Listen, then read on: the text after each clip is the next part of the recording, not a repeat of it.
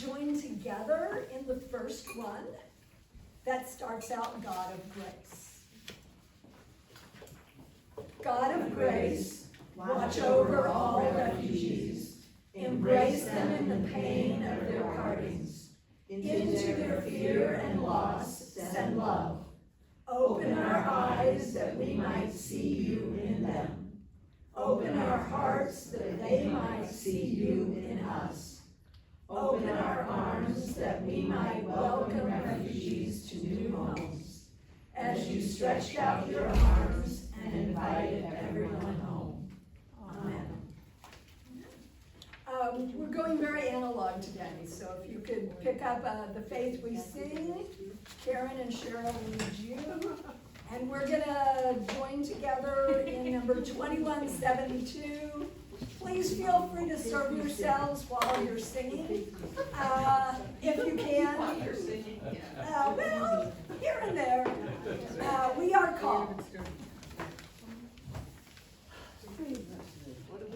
2172. Oh, it's in here. We're going old school.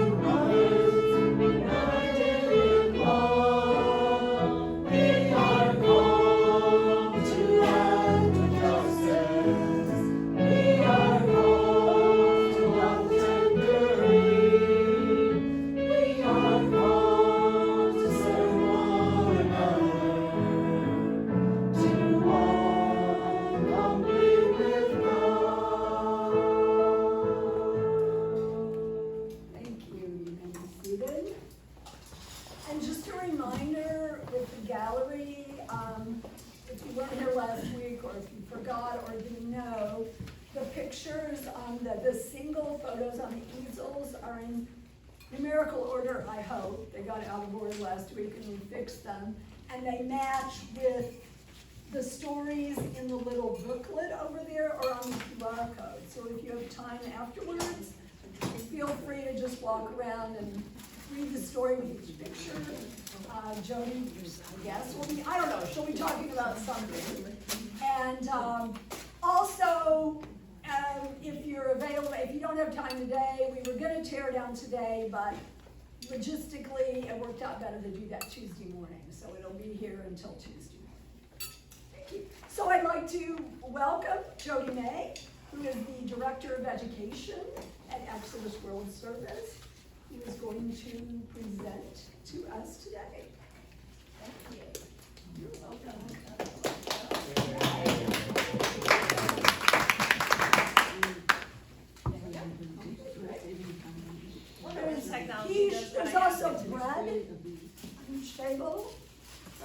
and fruit. And if you need to get up and get drinks that I hear over on the counter, please do so. It is not distracting to me. You need to wash that food down, so go right ahead and do She that. used to teach fourth grade, I don't think she gets distracted. Exactly, yes. Are you taught fourth grade? I taught fourth grade, yes. So, Okay. yep, I'm not distracted by much, so I will keep going. So thank you so much for having me here today. I'm really excited to share the gallery with you, but even more so than sharing just the beautiful portraits, which are beautiful to look at, I want to walk you into the stories behind each of these beautiful, beautiful portraits of our beautiful friends that are here in the Chicagoland area that have been welcomed by Exodus. And I'm just so grateful for the opportunity to be here, to talk to you, to share their stories. And I'm also grateful for the partnership that we have with Renewed Hope and the ways that you have walked alongside refugees by partnering with Exodus World Service. And I'm just so grateful for that. So in case you're not aware of who Exodus is, we have a mission to mobilize the Christian community to welcome and befriend refugees. So that's the heart of what we do. And you're going to see that heart as we talk through the stories of how our refugee neighbors have been welcomed. We were founded in 1988, and for all these years, we have been a constant here in the Chicagoland community, mobilizing churches so that we can welcome our refugee neighbors.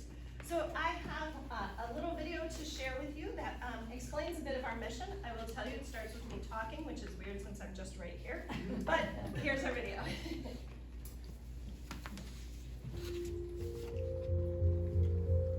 In Burma right now, there is armed conflict where the government is targeting ethnic minorities in the country and religious minorities with violence, and people are having to flee for the safety of themselves and their families. These people who are fleeing, it's sudden and unplanned. They didn't want to leave their home, but they had to flee to save their life and the lives of their family. I came from Burma. In the country, they have a military coup, they have a genocide. We do not really like our ethnic group.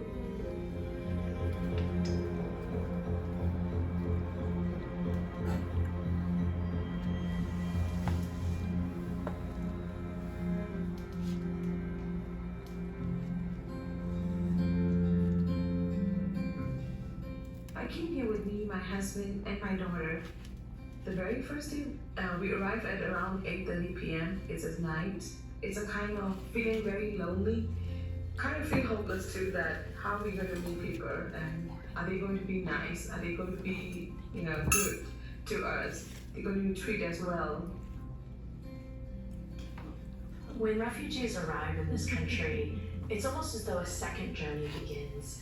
They have to start over from scratch. They're often learning a new language. They have to adjust to this culture. They have to learn a new community. They're often alone.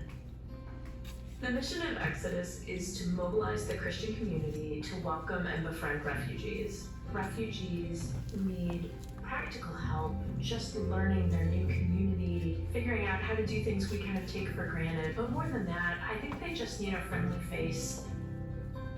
At Exodus, our Christian faith definitely impacts why we do what we do. God calls us to welcome the strangers, to give them the things that they need to survive and thrive, as well as inviting them into relationship.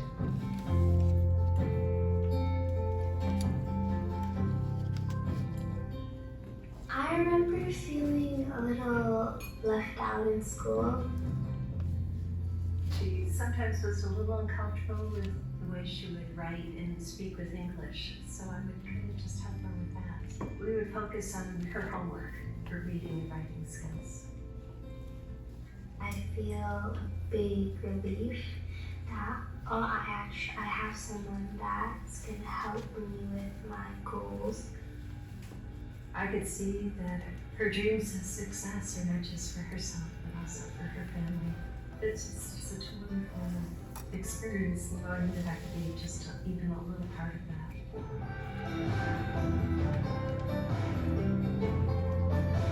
Exodus just treat us like we are their family, because they know that me, my husband, and my daughters are here. So they always like, hey, don't feel you're alone here. We're your family too. So that means a lot. That means a lot. Yeah. So in that video, you saw our heart for welcoming refugees, and I have an update on that video. The young girl that you saw in that video, her name is Resh, who came here and started kindergarten here in the US. She is now in high school, and she was telling some of her friends about her experience as a refugee and how they were welcomed. And part of that story brought up Exodus and the volunteers that she got to have work with her. And Resh's friends were like, we want to help with that. And so Resh is now a volunteer at Exodus. We have a community center called Heidi's House, and Resh and her friends are leading a STEM group for young people at our Heidi's House location. So being a refugee to serving herself.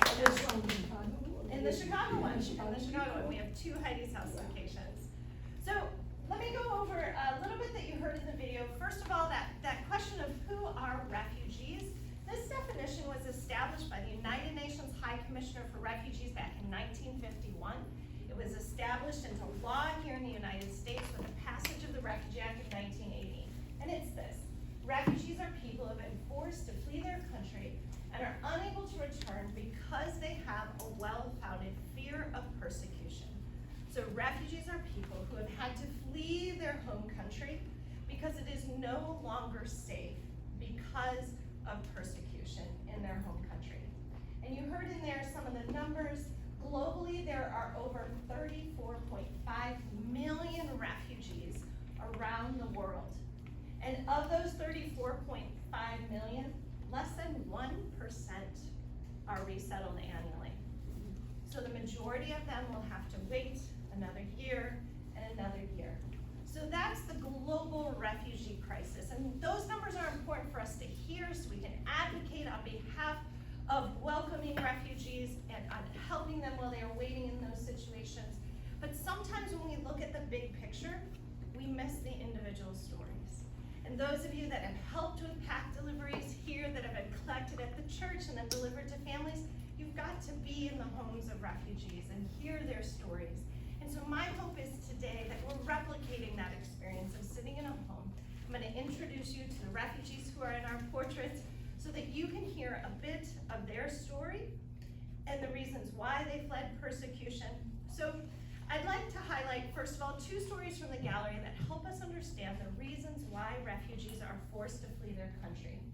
So first of all, we have Shahnaz. She's in that portrait over there. As you just heard in the video, we heard about the country of Burma. Shahnaz's family fled Rohingya persecution in Burma. In the video, you heard about the Rohingya people. They're a Muslim ethnic minority from Burma, which is predominantly Buddhist.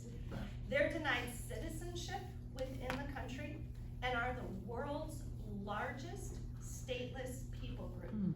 They're denied basic rights and protections, and they face discrimination, violence, armed attacks, and human rights violations. The United Nations has described the Rohingya as the most persecuted minority in the world. Many have fled to Bangladesh, where the world's largest refugee camp, known as Cox's Bazar, is home to around 1 million Rohingya people. Life is hard for kids like Shahnaz, whose formative years are spent displaced in a refugee camp. Shahnaz's family was resettled to Chicago in 2020. If you think back to 2020, that was a strange time, wasn't it? Their family arrived during the COVID pandemic. Can you imagine being a newcomer in a strange new country where you don't speak the language and the culture is unfamiliar? That's hard enough, but now imagine arriving in the middle of a global pandemic. What a challenge for this family and others who arrived during that time. Exodus volunteers were able to welcome their family and help them navigate that strange time and their initial acclimation to their life in Chicago. Our New Neighbor Youth program helps refugee youth navigate their transition into American life and schools and to help them be successful. As stateless people, Shahna's family was not recognized in their home country, but here in the United States, they are seen and can pursue their dreams. Next, I want to introduce you to Samira, who's way over there. And we're gonna start with Samira's backstory. We're gonna look at Samira's mom. Her mom's name is Hani. And back in 1988, when Exodus was founded, so kind of looking at that timeline there, Hani was a little girl in Somalia where she recalls that her childhood was happy. Then war and fighting changed everything. Her family had to leave Somalia. Her father, her mother, her brothers, and her sisters, her whole family fled to Ethiopia. It was safer there. She tells us it wasn't happy, but it was safer. She was 8 years old with no home and no country. But when the fighting stopped, they were able to go back to Somalia to see if the country was safe, and their whole village returned home. Back in Somalia, Hani was 14 when she got married. Her parents and her family chose her husband. After a month, she was pregnant, and in 1988, her baby, Samira, was born. She's the one we see in the portrait. So together they lived with her husband's parents. She tells us that the parents were very mean to her, and life was hard. There was little food or water, so when she had another baby, a boy, he died. Her husband's father blamed her. She shared that she cried all the time. She was surrounded by war and famine. Her husband and his family rejected her, so she and her daughter, Samira, went back to her parents. When they arrived at their parents' home, they said that there was no extra food and told her she had to leave. So she walked, Hani, the mother, walked with Samira, her daughter, for 4 days until they reached Kakuma refugee camp in Kenya. Life was hard in the camp. They still had no home, no permanent country, and little food. There simply was never enough. They couldn't go back to Somalia. She met her new husband, Fatih, at Kakuma. He is an honest and good man who is good to her and her daughter, Samira. They were married at the camp and had 2 more babies while waiting at the camp, Instar and Naraya. In 2014, after completion of the vetting process and years of waiting, the US government invited them to come to America and resettle here. She tells us that they were happy to be in America. They had only their backpacks and the clothes that they were wearing, yet Exodus volunteers welcomed them. They set up the apartment with everything that they needed. Hani thinks back on it and tells us that her family was so surprised by the welcome they received. One of the volunteers who welcomed them was Marla.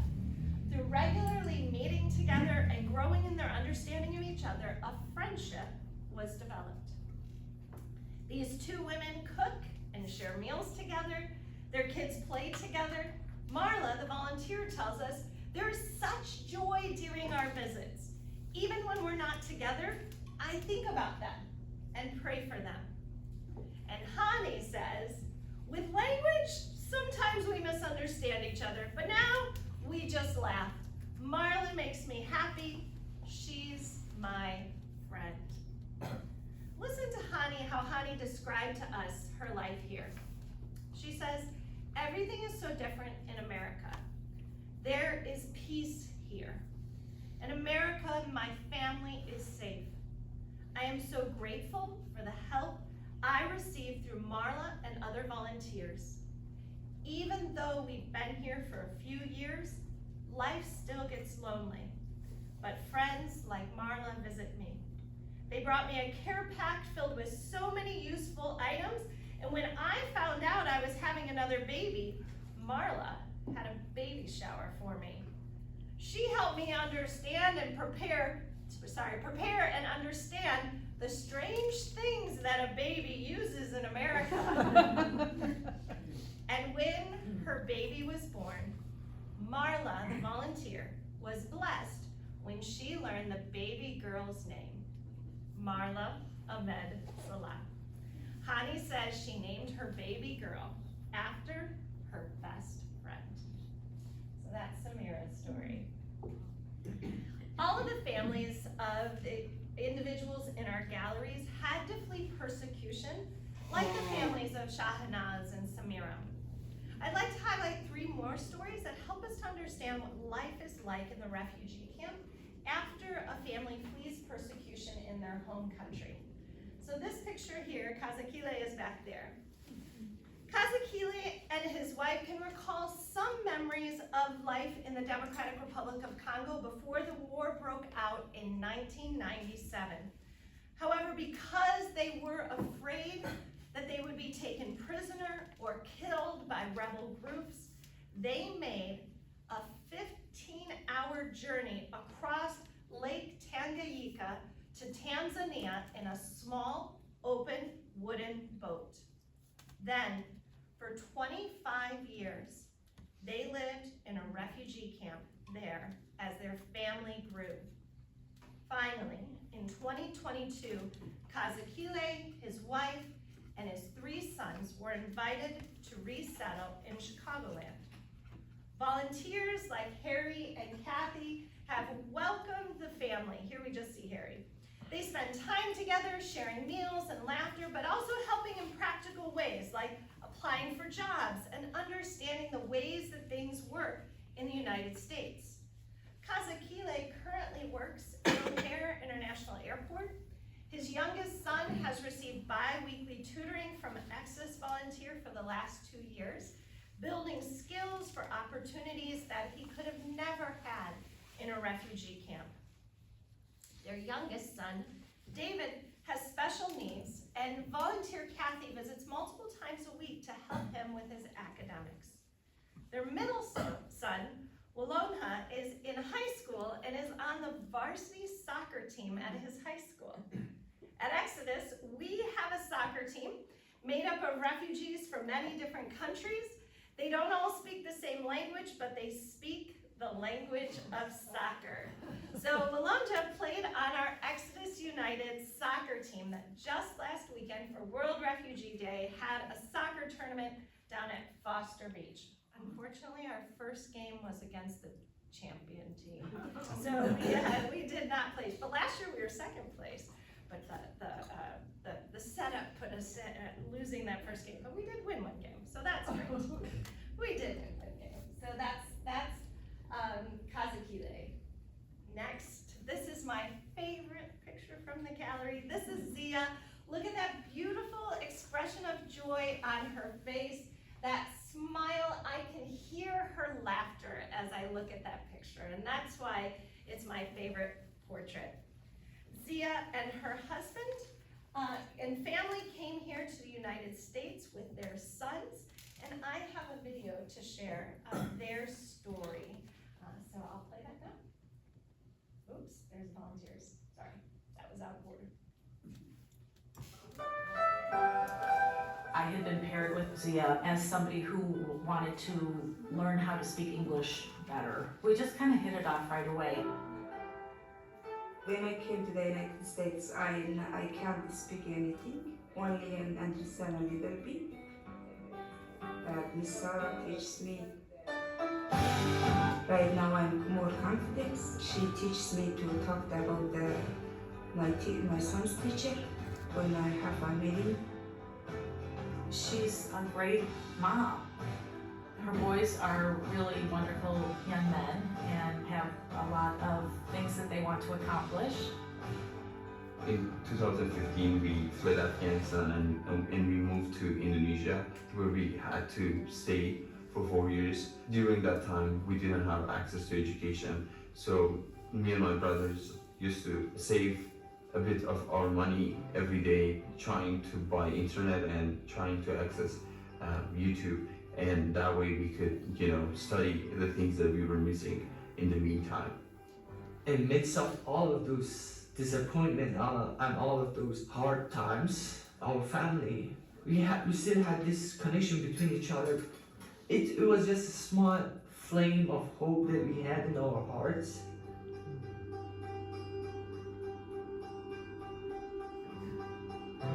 We were more than welcomed. I think there was a strong friendship from the beginning.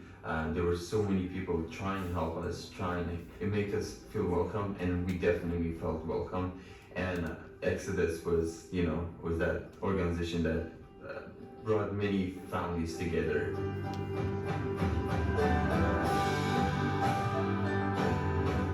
And I am grateful to just be able to help people who have just been through such really difficult situations, in a very small way. Me and my husband support my children, pushing them to become a good person.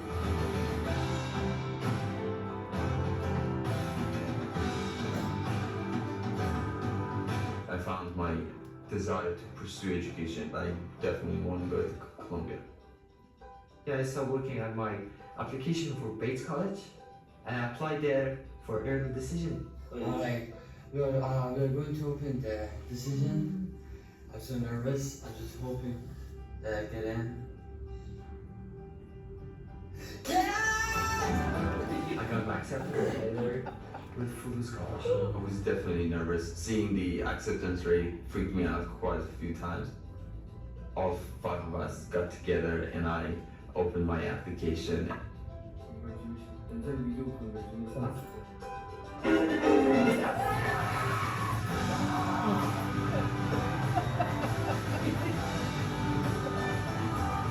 I am proud of my sons.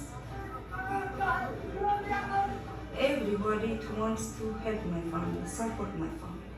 I am so grateful. Thank you for all of those people who always are big supporter of refugees. You don't know how much good impact you're making on this world.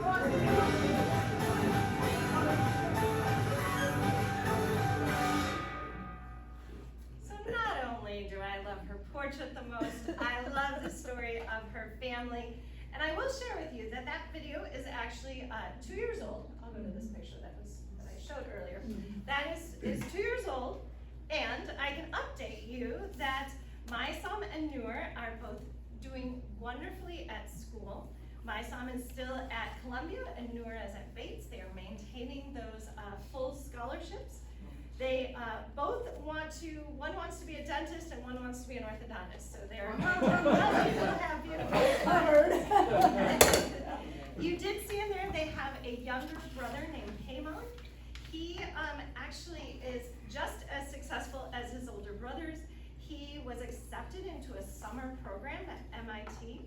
He's also interned for a state senator, and he is applying to schools himself now. So he's going to follow in his brother's footsteps to attend schools. Both mother and father are working and have become U.S. citizens as well.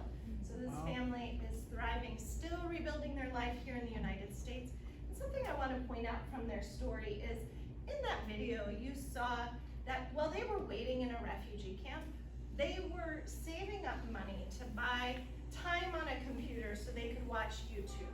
Not for the reasons that most of us are probably watching YouTube, right? Like mindless watching or how to fix something small in our house, whatever, those types of things, right? They did not want to fall behind in their education. Refugees are incredibly resilient. Yes, they had a volunteer, but that volunteer did not fix the things in their life. It was a friend to walk with them, a friend to help fill out and understand how those applications for college work. And so refugees are resilient, but having a friend to walk with you sure does make life a lot easier to walk, isn't it? So because these are unfolded, that's gonna start again. There we go. All right, this is Armand. I think he's right beside me here. Yes, this is Armand. Armand was fleeing armed factions and political persecution. He arrived in the United States in 2024. He's from the Congo Brazzaville. He came here, sorry, my notes just skipped around on me. Let me.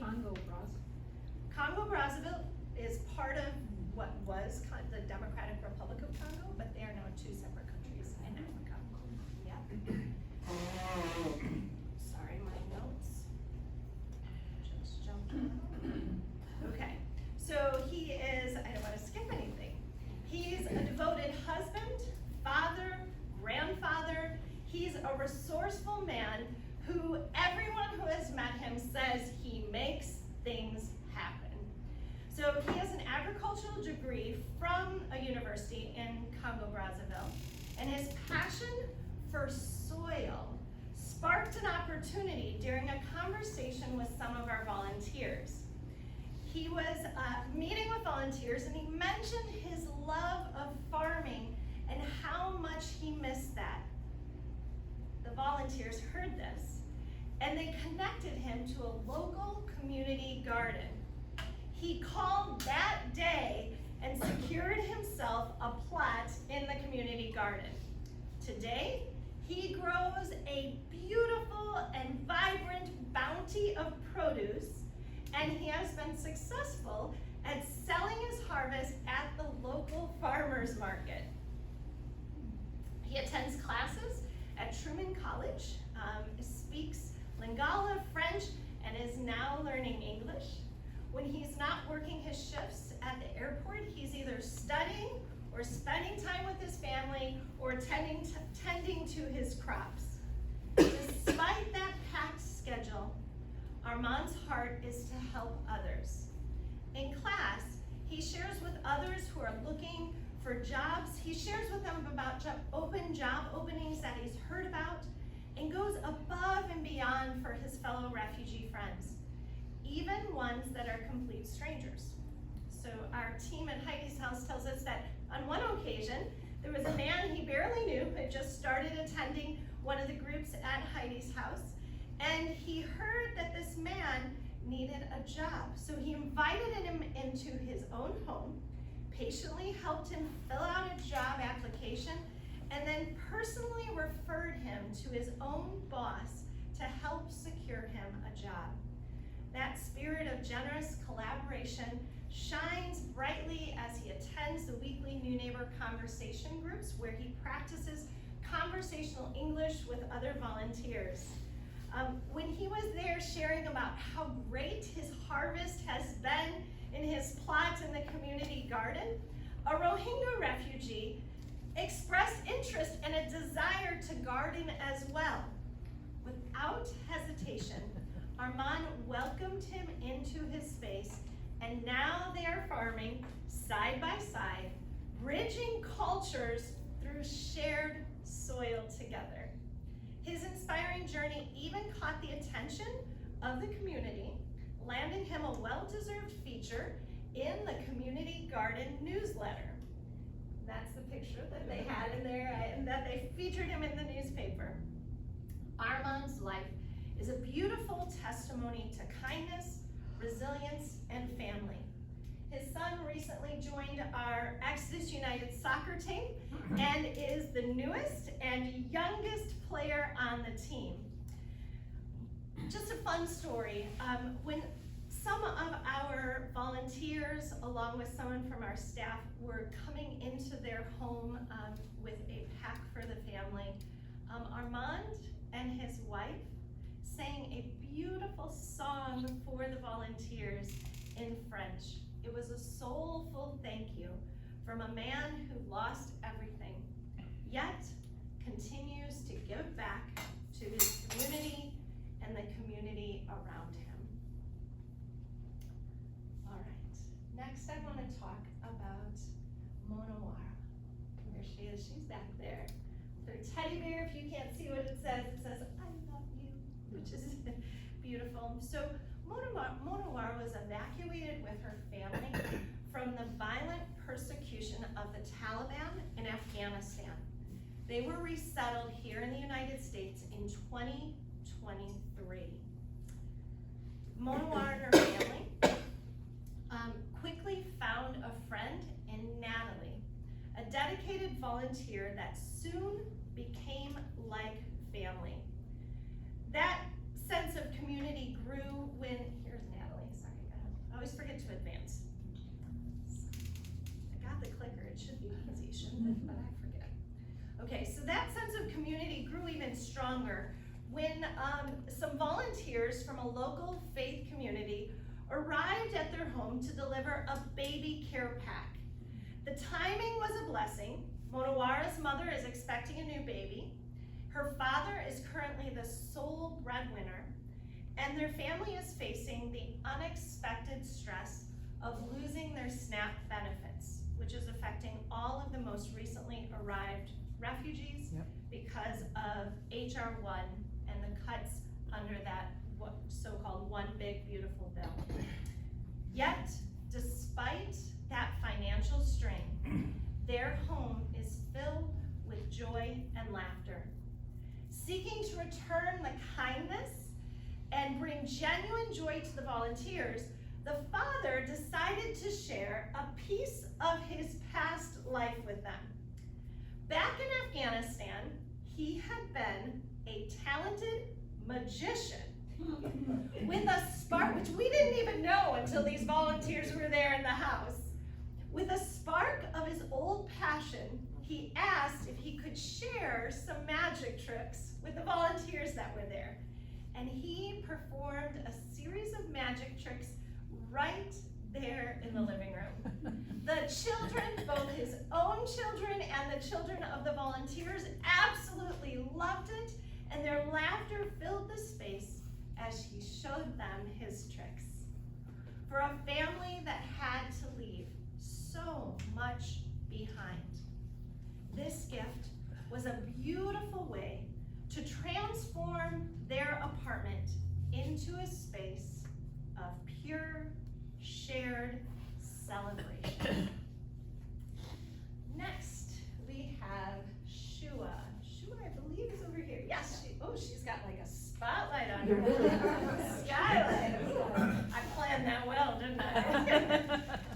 Shua and her husband Mohammed fled the political persecution and civil war in Homs, Syria, with their children. While waiting as refugees in Jordan, their oldest child, a daughter, grew up, became an adult, and married another refugee who was there in the camp, displaced from Syria as well. Together, they had a child and they now have a daughter, so Shua is a grandmother. When they were invited to resettle in the US, Shua and her family had to say goodbye to their daughter, son-in-law, and granddaughter. They were now considered separate cases for resettlement. When they were resettled to Chicago in September of 2022, the family shared that they really struggled during those first weeks after coming to Chicago. Everything was different. The time, the home, the people. But volunteers Ed and Jan were matched with the family in September of that year and helped the family to adjust to their life in Chicago. Learning English was really hard for everyone when they first came. So I have a video of their story as well, and the wonderful thing that connected them. And I love this story because you're all connecting over food, and food became a connection for them as well.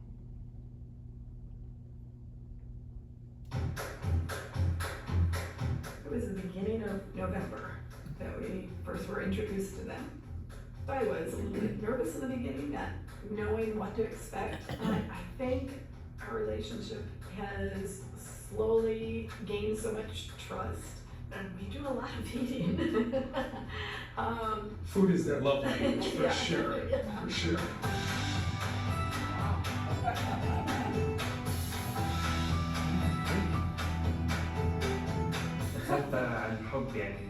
تابع شغلات وشوف شغلات على اليوتيوب على الانترنت ودخلت فيها الصراحة بجرب مهنة.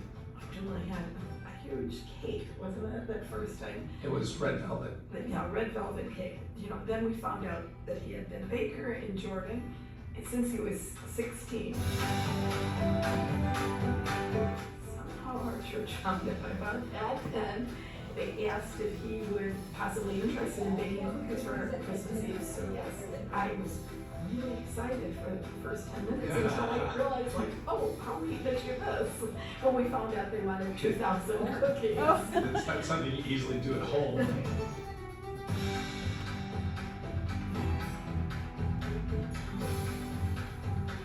He just lit up when he told me it was an opportunity to bake cookies, so he just loves baking.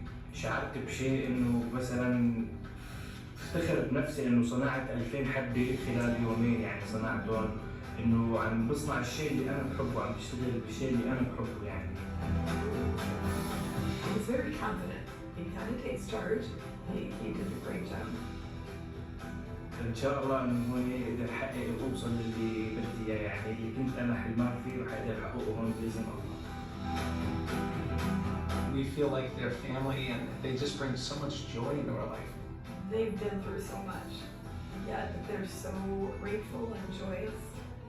It makes me reflect on all that God's given us, and it just kind of strengthens my faith.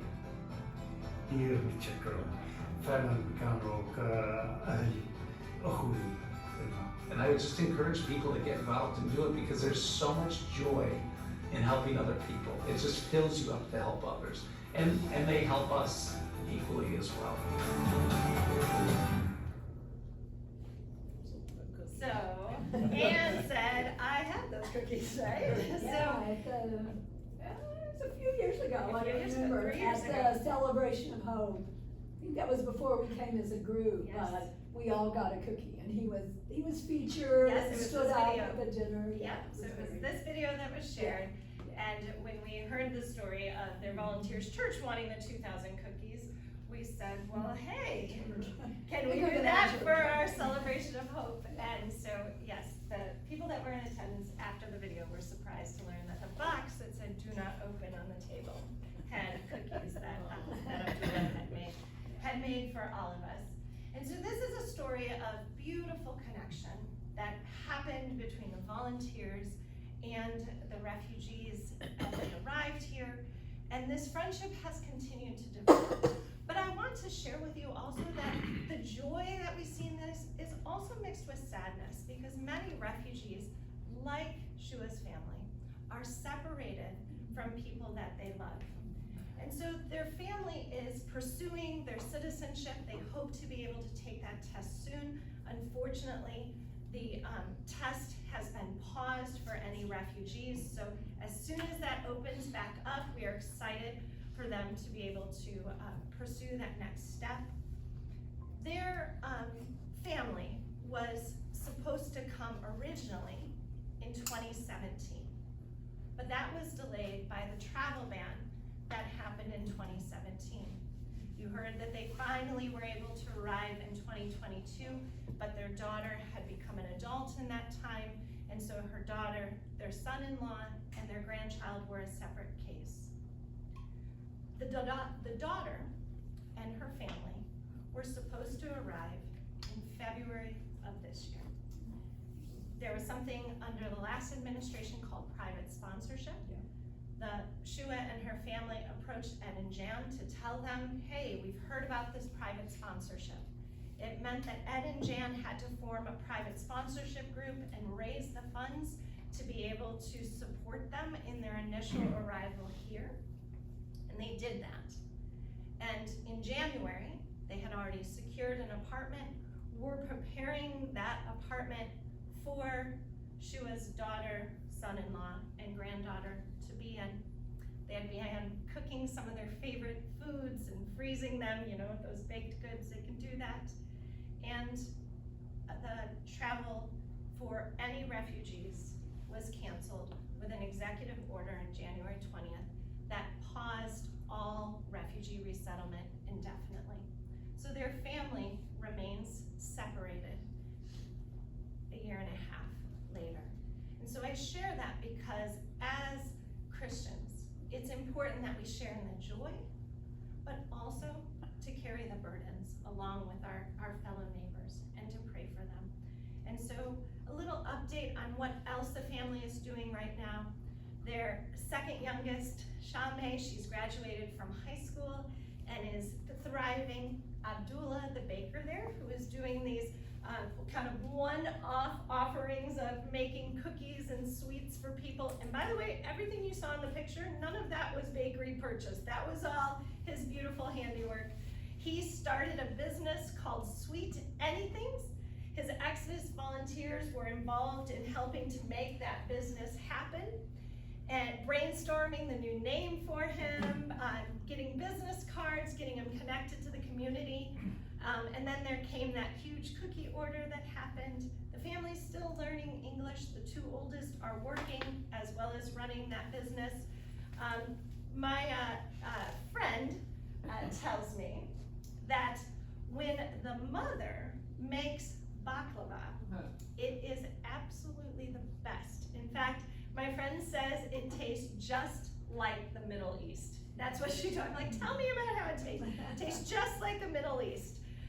And that mamul is something else they make, which is a Middle Eastern shortbread with dates and nuts in it, and it is absolutely delicious. That I've had. I haven't had the baklava yet. And so this is a story of hospitality in the middle of sadness, in the middle of separation, spoiling their volunteers with sweets, but then joining in together in a mutual and beautiful relationship together. So that's all of the families and that represent these portraits that we have. But how do we respond then to this? How do we take what we've heard and how are we moved by that? So Exodus has two main priorities right now where we have the highest need. One is that at our Heidi's House location, we have kids summer club that is happening there. So you can help them practice English, have fun over the summer to kind of fill in that gap that happens in learning over the summer. And so we need volunteers who can volunteer one time or you can come back weekly to help with the kids at Heidi's House. We also have an urgent grocery needs, because of that cut in SNAP benefits for refugees who do not yet have their green card. So a little bit of the background on that. Refugees are invited here by our government. They're here legally when they arrive. They are work authorized when they arrive, but they cannot apply for their green card until they have been here for 1 year. So we are over a year past when refugee resettlement was paused indefinitely. So every refugee that was here is now eligible to apply for their green card. Even if they have applied, paid the fees, come to the check-ins, those green cards are not being granted to people from the travel ban list countries, which includes every country that our refugee friends are from. And so these are the newest arrived refugees. They have done everything right, but those SNAP benefits are no longer available to them. Now, if you're wondering, well, they've been here a year, why do they still need SNAP benefits? Most refugees, their initial jobs here are starter jobs where they're making minimum wage and they have to build up. Study after study shows that refugees are a net benefit to our economy, even if in those initial years, they do require some supports to help them in that interim. So we have grocery lists that are specific to the different countries that refugees are from. I like to say that we're not Amazon. You know how Amazon, ring the doorbell and run? We want those groceries and other packs that we have delivered by volunteers that can not only provide for that tangible need, but also give them that support, visit with them, help them know that they're not alone and that there are people that are just so grateful that they're here and willing to welcome them. So that's one of the ways that you can serve, or two of the ways that you can serve. We have other ways that you could look at on our website as well. You can also pray for our refugee friends. I highlighted some specific needs for the specific families. Take home that Courage and Connection Gallery guide and and look at those pictures and pray for these families. You can also sign up on our website to be a part of our prayer partnership team.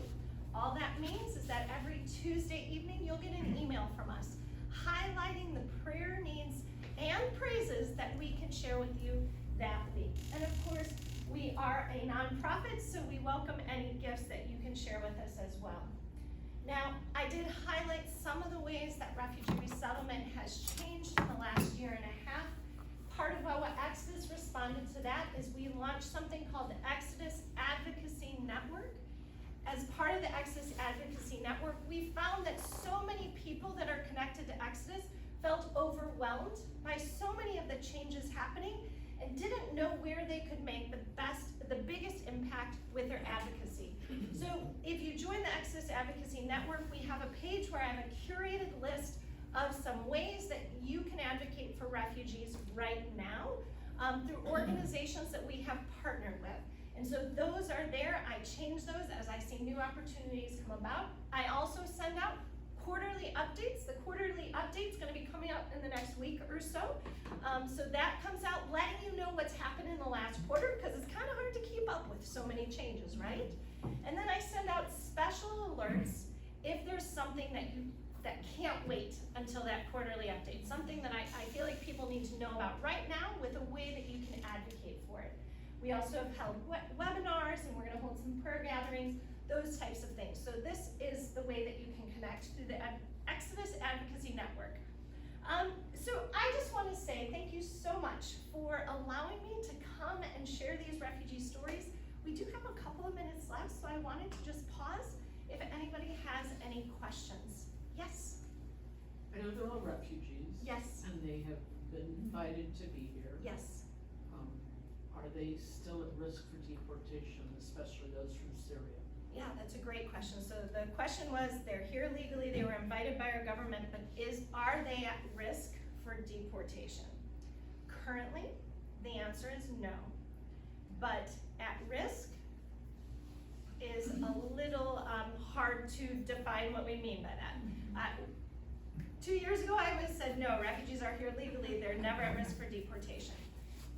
Back in December, the USCIS issued a memo saying that refugees who arrived between January 20th of 2021 and February 20th, 2025, that they are going to undergo a re-vetting process. This was confusing because refugees are the most vetted people entering the United States. They're vetted across 8 different federal agencies, and they are invited by our government to be here. It takes about 2 years to go through that vetting process. But we didn't know how that was gonna happen. Then in Minnesota, something called Operation Paris was launched.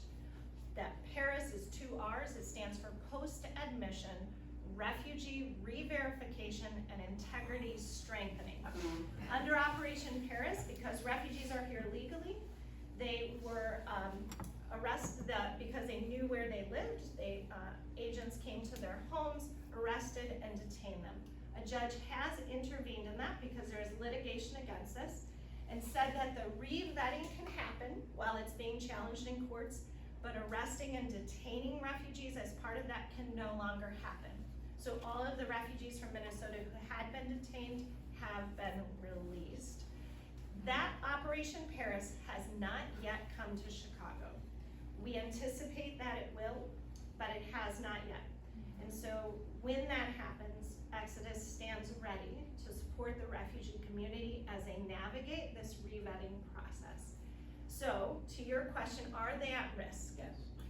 Because they're being re-vetted, there has not been any clarity on what it means if they don't pass this vetting. We don't even know what the vetting looks like, but what would happen if they weren't?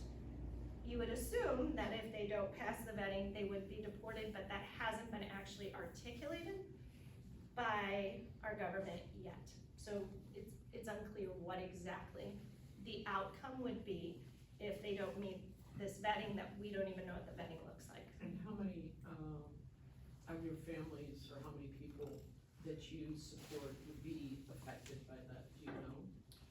I do not have that number, but it would be large. We're talking thousands here in Chicago that would be impacted by that. How many that we're talking of. How many for your people window. do you support at this time? So those numbers depend on what programs that we're in. We do on our website have a running total of the numbers, so that would be the most accurate place to look. And it's interesting, we've seen in the last year, people that maybe were in our programs early on who were doing well and decided, sometimes even life is just too busy, but that they don't need volunteers anymore, have stepped up and said, hey, things are changing, this is confusing, we could use a volunteer, or start coming back to our Heidi's House programs. Yeah. Yes? Sweet Anything, I've been looking to see where they are, and I can't quite determine that. Do they have a storefront? Or They is do it- not have a Okay. storefront, so you can order from them, Okay. and then you connect for the delivery of that. So I can have our team share their information with you. That'd be great. Yeah. I have a feeling we might have, good reason to want to connect with them. I love that, love that. We have food. And Abdullah is one of the Yeah. most fun persons to work with. He was fantastic. Anybody else? Yes? As far as the volunteers, what is the vetting process for volunteers? I'm sure that's online as well, but I actually know quite a few retired teachers. Oh, who I think fantastic. would be really, really awesome. That would be wonderful. So, to become a volunteer, there's a couple of steps. We have an application that you have to fill out. The application has a code of conduct that you have to agree to and sign as well. You have references that have to be submitted, 3 references. We do run a background check on all of our volunteers, and then they have to take a training, which is self-guided online, and so you can do it at your own pace. At the end of the self-guided, they sign up to meet with me over a Zoom call, where they can ask any questions and I give any updates that have happened in resettlement. So it's a fairly quick process to go through. And I'd love to connect with your teacher friends. And any other friends, not just the teacher friends. Since it's Pride Sunday, do you have LGBTQ people that you're helping as well? We absolutely do, even just this past week. Let me see if I can find the location. I'll call up our spreadsheet here. An LGBTQ individual who is looking for a volunteer. We also, Isaiah, who's the church connection, asked me a while back if, there might be somebody else from Renewed Hope. There was I think a man in Rogers Park who was looking, and I honestly never followed up on it, but. I actually do think that this Is is it the a same man one? in Rogers Park. It Yep, might I be. think So we- Isaiah already asked me and I dropped the Perfect. ball on that. No, that's but- absolutely okay. So anybody here, if there's anybody who would like, would like to know about being a new neighbor, I've done it for 6 years. Jim and Chuck are currently doing it. And it's very rewarding. It's a little more time than delivering a pack or something like that, but, it varies the amount of time depending on the situation, really, and as Jody said, sometimes it can be short-term. It's Yep. really just a 3-month commitment and then Yep. you can re-up. Doesn't have to be Exactly. 6 years or for life, It like does mine. not have to be, But no. mine is for life, I think, but, which is of course what we want, but, the two of us, I mean, the family Yep.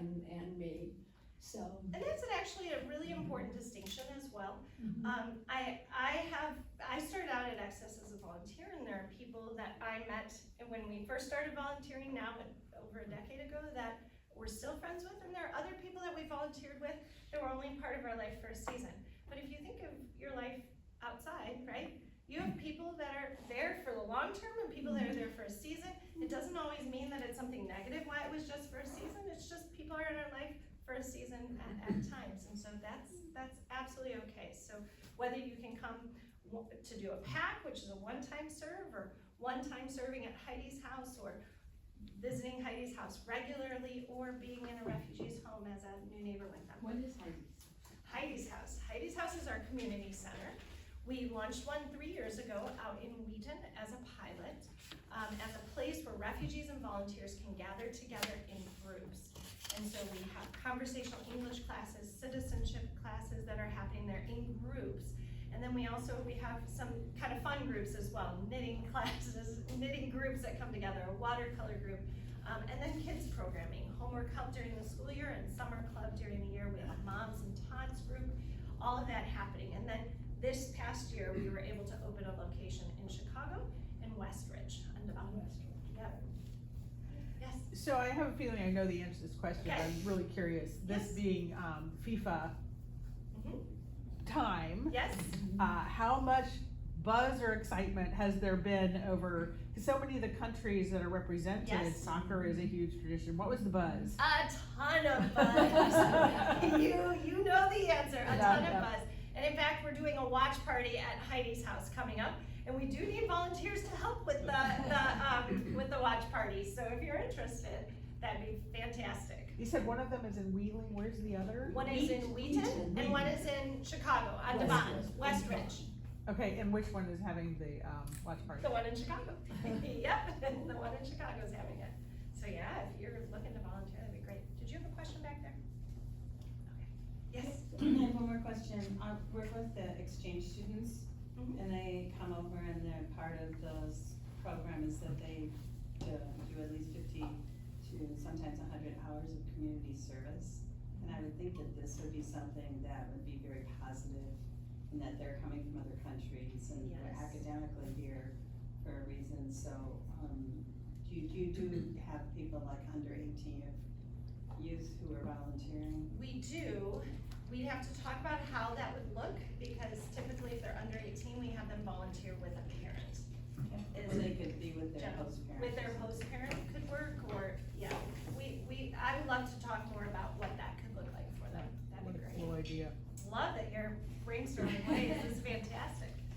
So it is 11, we're gonna finish up. If, I think Jody can stay around for a little while if you wanna talk with her. Absolutely. On behalf of Renewed Hope, as Jody knows, and as everybody here knows, we have a partnership with Exodus, and after a couple of years, this is our second quarter donation, which sometime we'll be doing more grocery packs. I'll be in touch. Sometimes we take our, $2,500 a quarter, and it's used with, hands-on things, baby care, grocery, household, we've done them all. We'll be doing that again third quarter. Second quarter, we thought it would just be good to have a cash donation, which, supports everything, right? Yes. Training volunteers, Heidi's house, whatever Bringing the they gallery need. different places. Staff, moving the gallery, all of that. So on behalf of Exodus, or of Renewed Hope, we present that to Exodus. Let's join for our closing in the third prayer on your sheet, which is on the back side. Oh yeah, I'm sorry, the prayers, I meant to say that earlier. We're gonna collect them like we do sometimes at Brunch Church, so please add your prayers, community prayers, and Maureen will pick them up. I apologize that I forgot that. Put them on that table over there? Yes, please. Okay. This is the one at the top that starts out, God who knows loss. Let's join our voices together. God who knows loss, you see each of your children who have fled war and persecution. We pray for those who grieve what has been left behind. God who is a sustainer, you are the bread of life and living water. We pray that those who flee will be given warm food and drink to sustain their bodies and spirits. God who is a refuge, you know the weariness and pain of those looking to find rest. May all seeking refuge in neighboring countries find a safe place to lay their heads tonight. God who pours out blessings, you see the support of the global community providing aid to refugees. Thank you for each hand involved, and may we all faithfully serve those searching for a new home. God who does not forget, you know the present and the future. Let us remember those who have fled when they arrive in our cities and homes. Lord, hear our prayer. Amen.